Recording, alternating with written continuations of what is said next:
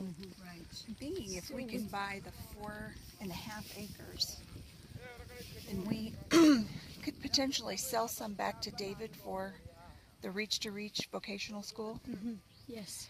and possibly for your home that you're going to build. It's like the compound, the how. Yeah. And then if we ever had any long-term American missionaries that Put up a guest wanted house. to come and work on sewing or work on knitting, or somebody wanted to live here for 2 years and manage the poultry farm and manage the how, day-to-day operations, or I don't know. That's visionary. That's looking ahead. That's good. If we could, even if God would bring some, it would probably have to be a man after his own heart to start feeding the people spiritually. Maybe it wouldn't be a church. Maybe it would be a Bible study. Bible study, a revival tent, something, but where we could start discipling men and empowering women and educating men on when it says that a wife would obey her husband and that the husband is the head of the house. What the Lord is referring to there is as Christ led the church. Right. He gave himself. And so when you have a husband who's laying down his own life for his wife, that's pretty easy to follow. So, John and Karen, can you pray over this land? Because from the first time God showed me this is it.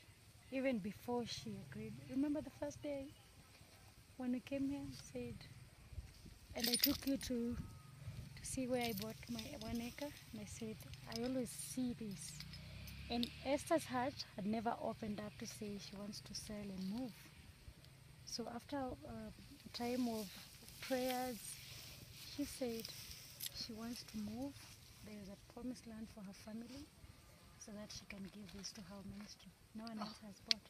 They are the ones who have bought from there, bought from Esther's sisters-in-law. They had also inherited land from their dad, their parents. So they're the ones who sold that house.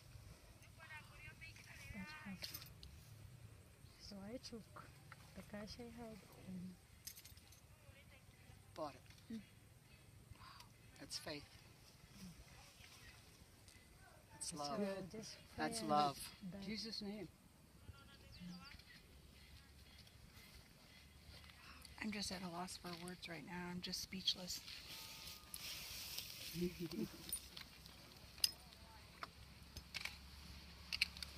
Kezia.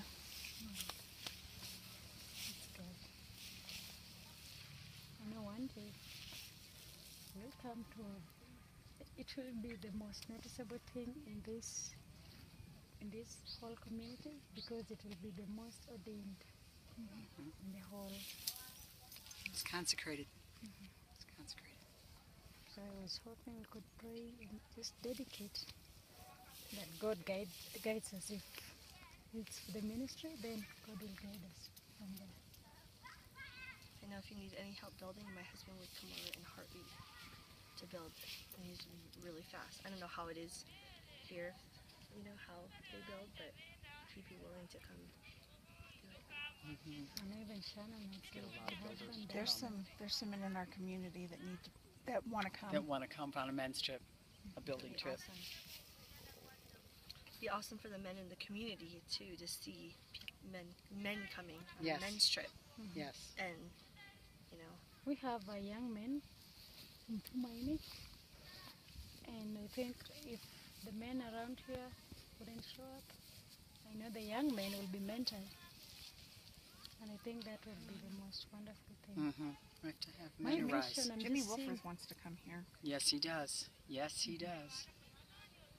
so I've been seeing the young people just changing their community for themselves, Yes. because the older generation has already taken up space. They're okay with how they live, but the young ones need to change. They need to know God, and they need to see other places other than this. So I think if I think the most wise thing we did is how ministry to just combine the young and the women so that they can learn from each other. Yes, that's I scriptural. think that's awesome. That's scriptural. That's something that has been the most encouraging is being around older women that can just sit me down and go, look. And just, if you're not around people that have been through more than you, you just don't have perspective, you know?